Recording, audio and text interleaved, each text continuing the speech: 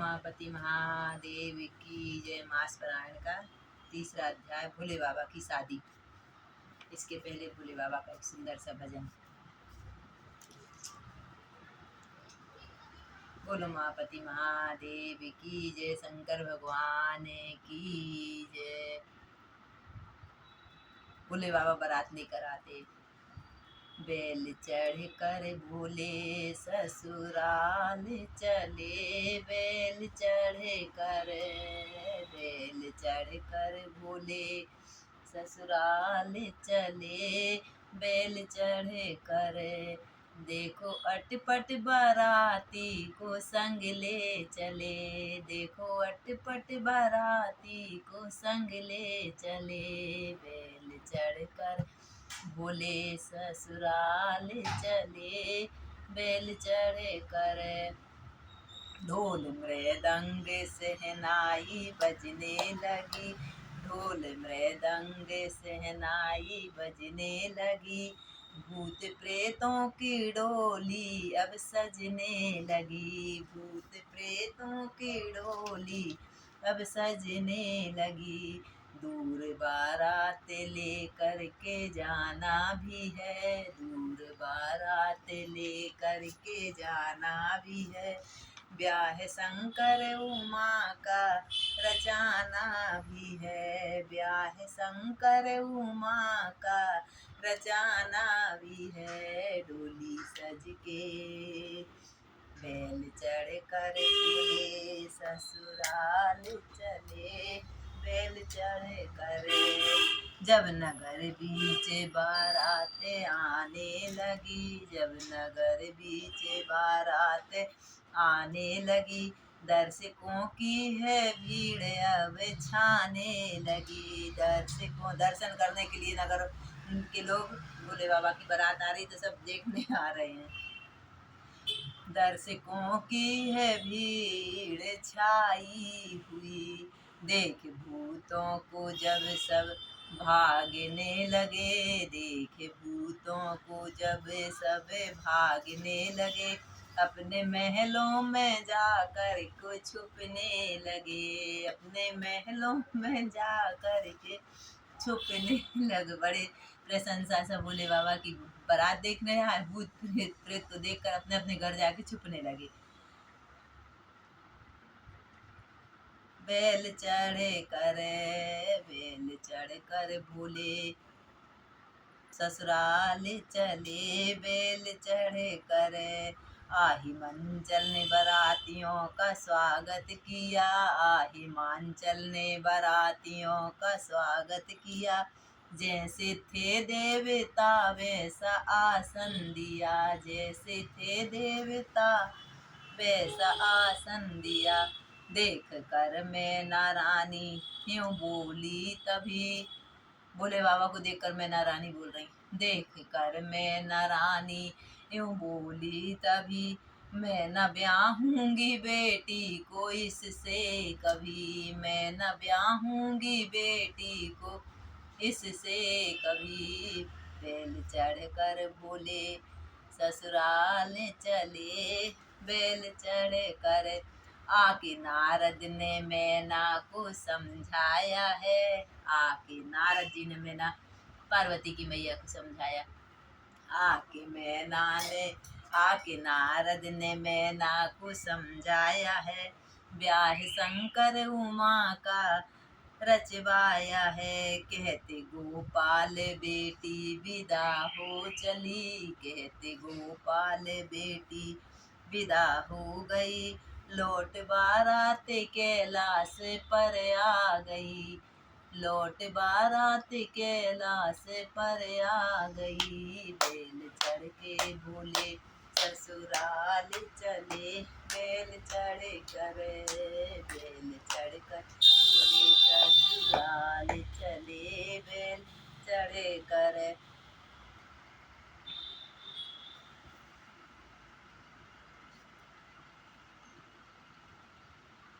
भोले बाबा की शादी का प्रसंग है। सुनकर पार्वती मुस्काई, आपने उचित ही कहा, आपकी समझ में शिव जी ने कामदेव को अब जलाया है, अब तक तो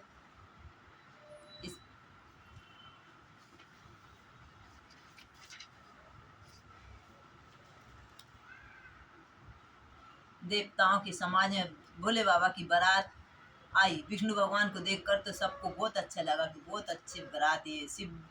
किंतु जब शिव जी के दल को देखने लगे तो सब अपने अपने वाहन सवारियों को लेकर भागने लगे। कुछ बड़ी उम्र के समझदार लोग धीरज धर कर वहां डटे रहे, जो डरते नहीं थे। डटे रहे लड़के तो सब अपने प्राण लेकर भागने लगे। घर बचाने पहुंचने पर सब माता पिता पूछते हैं, भाई कैसे हैं, क्या हुआ है? कहते ऐसा वचन कहते हैं, क्या क्या कोई बात रह कि न, कहीं नहीं, यह बारात है, यह यमराज की। दूल्हा तो पागल है, बैल पर सवार है, सांप कपाल और राख उसके गहने हैं। दूल्हे के शरीर में राख लगी हुई है, सांप के कपाल के गहने हैं। वह नंगा जटाधारी भयंकर, उसके साथ भयानक मुख वाले बड़े बड़े प्रेत प्रेतनियां हैं। जो बारात को देखकर जीता जी बचेगा, सचमुच उसका तो पुण्य, कोई तो बचेगा ही नहीं। ऐसे सब लोग अब आपस में बोल रहे हैं। महेश्वर का समाज समझकर सब लड़कों के माता पिता मुस्काए। उन्होंने बहुत तरह से लड़कों को समझाया कि निडर हो जाओ, डर की कोई बात नहीं है। अगवान लोग बारात को लाए। उन्होंने सबको सुंदर जनवासी में ठहरा दिया। मैना माता की समझ में माता जी ने शुभ आरती सजाई। उनके साथ स्त्रियां अति उत्तम मंगल गा रही थीं। सुंदर हाथों में सोने की थाली। इस प्रकार मैना हर्ष के साथ शिव जी का परिछन करने चली, लेकिन जब भयानक रूप देखा तो स्त्रियों का तो मन डर गया, भय उत्पन्न हो गया। बहुत ही डर के मारे भाग के घर में घुस गईं और शिव जी जहाँ जनवासा था वहां चले गए। मैना ने आरती नहीं उतारी और अत्यंत स्नेह से पार्वती को गोद में लेकर मैनावती आंसू बहाने लगी। जिस विधाता ने तुझको इतना सुंदर दिया है, उस मूर्ख ने तेरे लिए दूल्हा कैसा बाबला दिया है। पार्वती को समझा रही हूँ, जिस विधाता ने तुमको सुंदर दी, उस तुम्हारे लिए बर बाबला कैसा बनाया। जो फल वृक्ष पर लगना चाहिए वह जबरदस्ती बबूल में लग गया। मैं लेकर तुमको पहाड़ से गिर जाऊंगी, आग में जल जाऊंगी, कुएं में कूद जाऊंगी, चाहे घर उजड़ जाए या संसार में अपकीर्ति फैल जाए, पर जीत जी इस बाबले के साथ मैं बेटी तेरा विवाह नहीं कर सकती। माँ पार्वती की माता समझा रही। हिमांचल की स्त्री मैना को दुख देखकर सारी स्त्रियां व्याकुल हो गईं। मैना ने अपनी कन्या को स्नेह और याद करके विलाप करती हुई रोती रही। मैंने नारद का क्या बिगाड़ा है, मैना बोल रही, जिन्होंने मेरा बसता हुआ घर उजाड़ दिया, जिन्होंने पार्वती को ऐसा उपदेश दिया जिससे उसने बावले की बर्फ के लिए तप करा। सचमुच उनके ना किसी का मोह है, ना माया है, उनके घर धन है, ना घर है और न स्त्री है। नारद जी को बोल रही, सबसे उदासीन है, इसी से वे बर दूसरे का घर उजाड़ने वाले हैं। उन्होंने किसी की लाज नहीं, न डर है। भला बांझ स्त्री प्रसव की पीड़ा को क्या जाने, जिसको बच्चे नहीं हो दर्द क्या जाना। इसी प्रकार नारद का घर नहीं है तो बेटी का दुख क्या समझे। माता को विकल देख पार्वती जी विवेक युक्त कोमल वाणी में बोली। जब पार्वती जी बोल रही, हे माता, जो विधाता रचा देता है वह टलता नहीं है। पार्वती मैया बोल रही अपनी माँ से, ऐसा विचार कर तुम सोच मत करो। जो मेरे भाग्य में बाबला ही पति लिखा होगा तो तुम क्या करोगी। किसी का दोष नहीं लगाया जाए। हे माता, क्या विधाता के अंग तुमसे मिट सकते हैं। माँ, यदि विधाता का लिखा हुआ मिट जाए तो मिटा दो। वृथा कलंक का टीका मत लो माँ। हे माता, कलंक मत लो, रोना छोड़ दो। यह अवसर विषाद करने का नहीं। मेरे भाग्य में जो दुख सुख है उसे मैं जहाँ जाऊंगी वहां तो भोगना ही पड़ेगा। ऐसे विनय पर कोमल वचन सुनकर सारी स्त्रियां सोच करने लगी और भांति भांति से विदास्ता को दोष देकर आंखों में आंसू बहाने लगी। जब बेटी ने माँ को समझाकर इतने करुण शब्द बोले, इस समाचार को सुनते ही हिमांचल उसी समय नारद और सप्त ऋषियों के साथ अपने घर आए। तब नारद जी ने पूर्व जन्म की कथा सुनाकर सबको समझाया कि पूर्व जन्म में अग्नि में कूद पड़ी थी। ऐसा कहकर सारी कहानी बताई मैना को कि हे माना, तुम मेरी सच्ची बात मानो, तुम्हारी यह लड़की साक्षात जगत जननी है। ये अजन्मा आदि अविनाशी शक्ति सदा शिव जी के अर्धांगिनी है। ये जगत उत्पत्ति पालन और संहार करने वाली है और अपनी इच्छा से ही लीला शरीर धारण करती है। पहले ये दक्ष के घर जन्मी थी मैना, तब इसका नाम सती था। बहुत सुंदर शरीर पाया था। वह भी सती शंकर जी से ब्याही गई थी। यह सारी कथा जगत प्रसिद्ध है। एक बार इन्होंने शिव जी के साथ आए हुए रघुकुल कमल श्री रामचंद्र जी को देखा पार्वती जी ने। तब इन्हें मोह हो गया और इन्होंने शिव जी से कहा ना मान, शिव जी का कहा ना मानकर ब्रह्मवश सीता जी का भेष धारण कर लिए। सीता जी ने जो सीता पार्वती सती जी ने जो सीता जी का भेष धारण करा, इसी अपराध के कारण शंकर जी ने इनका त्याग कर दिया था। फिर शिव जी के वियोग से अपने पिता के यज्ञ में जाकर योगिनी ने अपना शरीर भस्म कर दिया। अब इन्होंने तुम्हारे घर जन्म लेकर पति के लिए कठिन तप किया, ऐसा जानकर संदेह छोड़ दो। पार्वती जी सदा शिव जी की प्रिय अर्धांगिनी है। तब नारद जी के वचन सुनकर सबका विषाद मिट गया और क्षण भर में समाचार सारे नगर में फैल गया। तब मैना और हिमांचल आनंद से मग्न हो गए और बार बार पार्वती के चरणों की वंदना करने लगे। स्त्री पुरुष बालक युवा और वृद्ध नगर के सब लोग प्रसन्न थे। नगर में मंगल गीत गाने लगे। भांति भांति के कलश पाक शास्त्र जैसे रीति रिवाज उनके अनुसार भांति भांति के जीवनार हुए। जिस घर में स्वयं माता भवानी रहती है वह जीवनार भोजन सामग्री का किस तरह वर्णन करें। कितने तरह की सामग्री भोजन 56 भोग भोजन करने की तो बहुत सी पत्तलें पंक्तें बहुत पंक्तें बैठी। चतुर रसोई परोसने लगे। स्त्रियां मंगल देव मंडलियां देवताओं को भोजन करते जानकर वाणी से मधुर गालियां देने लगी। मधुर पहले गाते थे शादी विवाह में। सब सुंदरी स्त्रियां मीठे स्वर में गाली देती और व्यंग्य भरे वचन सुनाने लगी। देवगण विनोद सुनकर बहुत सुख अनुभव करते हैं। बराती बहुत अच्छे से स्त्रियों का गाली गीत सुनते हैं। फिर मुनियों ने लौटकर हिमवान को लग्न सुनाई और विवाह का समय देखकर देवताओं को बुलाया। सब देवता आदर से आए। यथा योग आसन दिए। वेद की रीति से वेद सजाई गई। स्त्रियां सुंदर श्रेष्ठ मंगल गीत गाने लगी।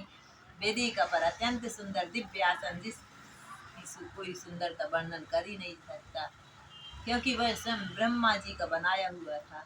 ब्राह्मणों को सिर नवाकर हृदय से अपने स्वामी श्री रघुनाथ जी का स्मरण कर शिव जी उस सिंहासन पर बैठ गए दूल्हा बनकर। फिर मुनीश्वरों ने पार्वती को बुलाया। सखियां श्रृंगार करके उन्हें ले आई। पार्वती जी का रूप देखकर देवता मोहित हो गए। माँ को देख के संसार में ऐसा कौन कवि है जो इस सुंदरता का वर्णन कर सकता है? कोई नहीं। पार्वती माँ पार्वती को कौन वर्णन कर सकता है? पार्वती को तो जगदम्बा और शिव जी पत्नी समझकर देवताओं ने मन ही मन प्रणाम किया। शिव और पार्वती की सुंदर जोड़ी को प्रणाम किया। भवानी जी सुंदरता की सीमा है। करोड़ों मुखों से उनकी शोभा नहीं की जा सकती, जिसमें ये एक मुख कैसे करेगा। जगन्जनी पार्वती की महान शोभा का वर्णन करोड़ों मुखों से भी नहीं हो सकता। जहाँ शिव जी थे वहीं गई संकोच बस। तब मंद बुद्धि तुलसी किस प्रकार पार्वती की सुंदरता का वर्णन कर सकते हैं।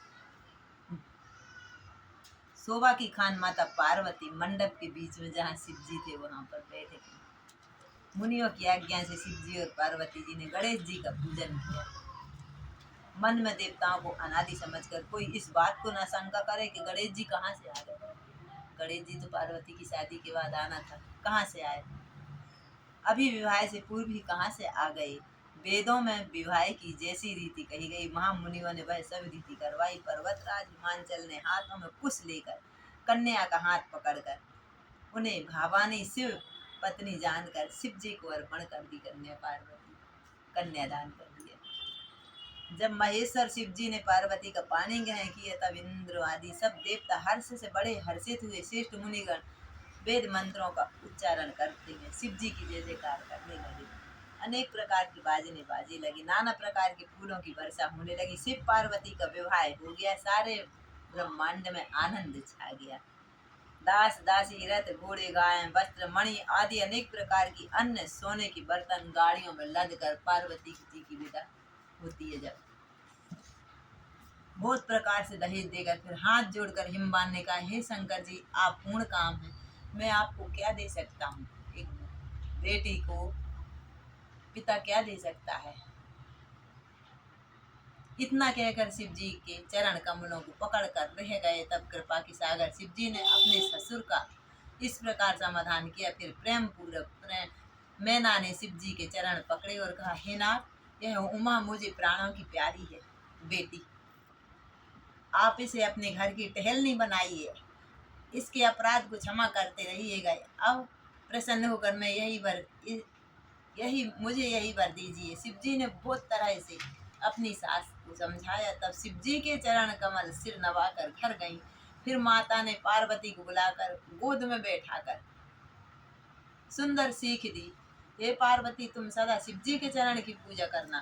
नारियों का यही धर्म है, उनके लिए पति ही देवता है और कोई देवता नहीं है। इस प्रकार की बातें कहते कहते उनकी आंखों में आंसू भरे आए। माँ पार्वती को समझा रही और कन्या आंसू भराए और कन्या को हृदय से लगाकर रोने लगी। फिर बोली, विधाता ने जगत में स्त्री जाति क्यों पैदा करी है? पार्वती जी अपनी बेटी को हृदय से लगा कर बोलती हैं। सुने ना पार्वती को कि विवाहिक विदा की घड़ी सबसे करुण घड़ी रहती है। विधाता ने जगत में स्त्री पैदा क्यों की? पराधीन को सपने में भी सुख नहीं मिलता। यूं कहते ही माता ने प्रेम अत्यंत विकल हो उसमें जानकर, परंतु दुख करने का अवसर न जानकर उन्होंने धीरज दिया। बेटी जा रही है।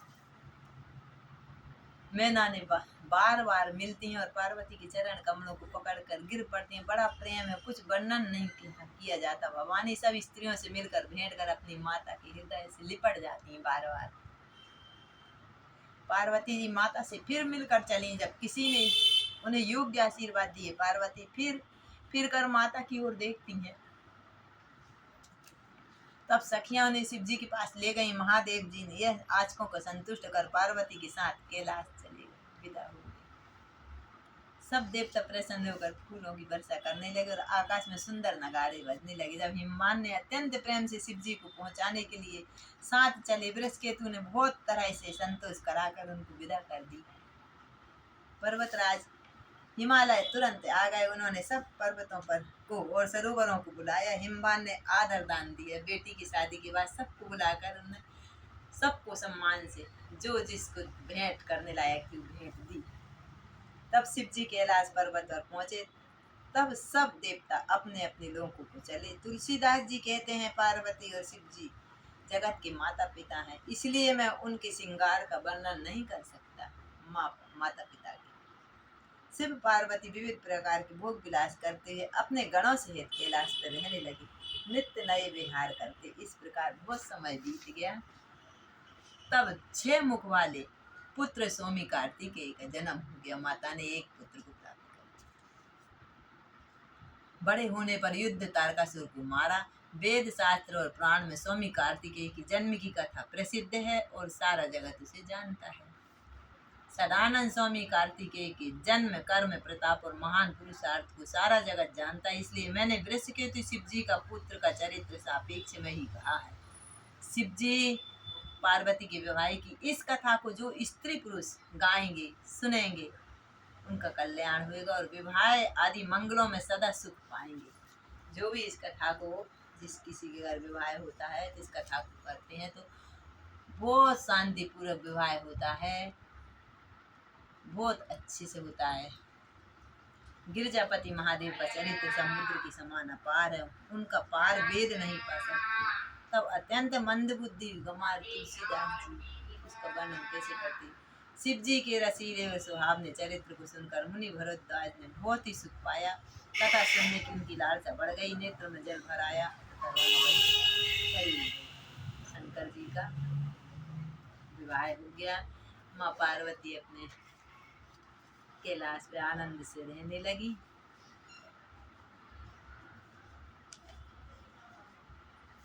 भोले बाबा की बारात कैसी आई थी सुनो।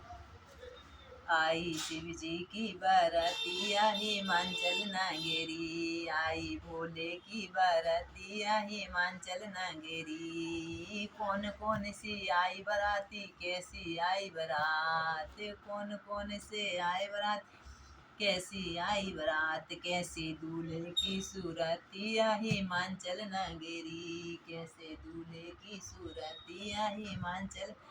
गिरी गिरी आई शिव जी की बरतिया हिमाचल नगरी। छत पर चढ़कर तिरिया देखे कौन रंग का दूल्हा। छत पर चढ़कर तिरिया देखे कौन रंग का दूल्हा। कोई बिचारी घर में बैठी फूंक रही है चूल्हा। कोई बिचारी घर में बैठी फूंक रही है चूल्हा। डर कर भागी लादें पापों की गठरी हिमाचल नगरी। लादें पापों की गठरी हिमाचल नगरी। आई शिव जी की बरतिया हिमाचल नगरी। बालक वृद्ध गए जन्मा से बर को देखन लागे। छोटे छोटे बालक शहनाई बज रही तो हम दूल्हा को देखेंगे, दूल्हा को देखेंगे, सब आगे आगे माँ बाप के आगे आगे भाग रहे दूल्हा को देखने। बालक वृद्ध गए जन्मा से बर को देखन लागे। अपने अपने घर में आकर हाल कहने लगे सब लागे। डर कर भागी है नगरिया हिमाचल नगरी। आई शिव जी की बरतिया हिमाचल नगरी। अब भोले बाबा की बारात कैसी आई देखो। कोई बेचारा कद का लंबा, कोई छोटा कोई मोटा। कोई बेचारा कद का लंबा, कोई छोटा कोई मोटा। किसी की मोटी चार भुजाएं पेट जैसा लोटा। किसी की मोटी चार भुजाएं पेट जैसा लोटा। टेढ़ी मेढ़ी है कमरिया हिमाचल नगरी। टेढ़ी मेढ़ी है कमरिया हिमाचल नगरी। आई शिव जी की बरतिया हिमाचल नगरी। बूढ़े बेल पर शिव जी बैठे गले मुंड की माला। बूढ़े बेल पर शिव जी बैठे गले मुंड की माला। अंग अंग में भस्मी रमाए बिछुअन के हैं बाला। अंग अंग में भस्मी और बिच्छू के बड़े बड़े बाला। बिछुअन के हैं बाला। अंग अंग में भस्मी रमाए बिछुअन के हैं बाला। ओढ़े काली कमरिया हिमाचल नगरी। ओढ़े काली कमरी हिमाचल नगरी। मैनावती ने सजाई आरती परिछन करने लागी। मैनावती ने सजाई आरती परिछन करने लागी।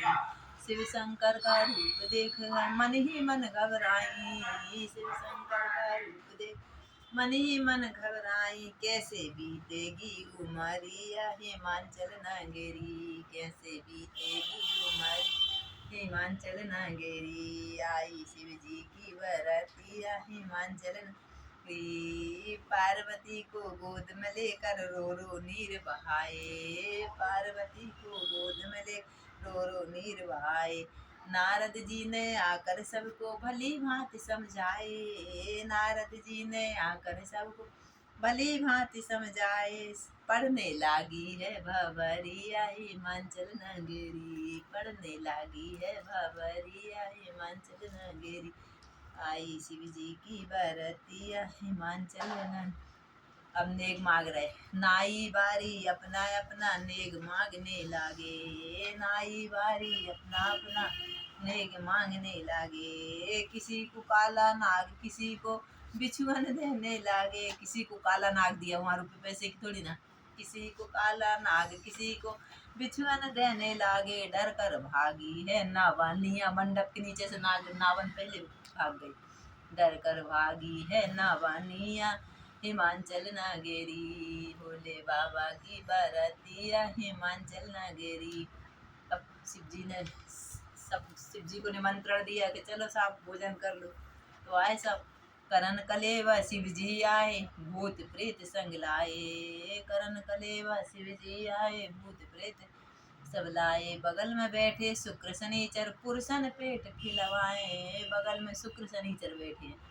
बगल में बैठे शुक्र शनिचर पुरुषन पेट फुलाए। तिरछी मारे वो नजरिया हिमाचल नगरी। तिरछी मारे वो नजरिया हिमाचल नगरी।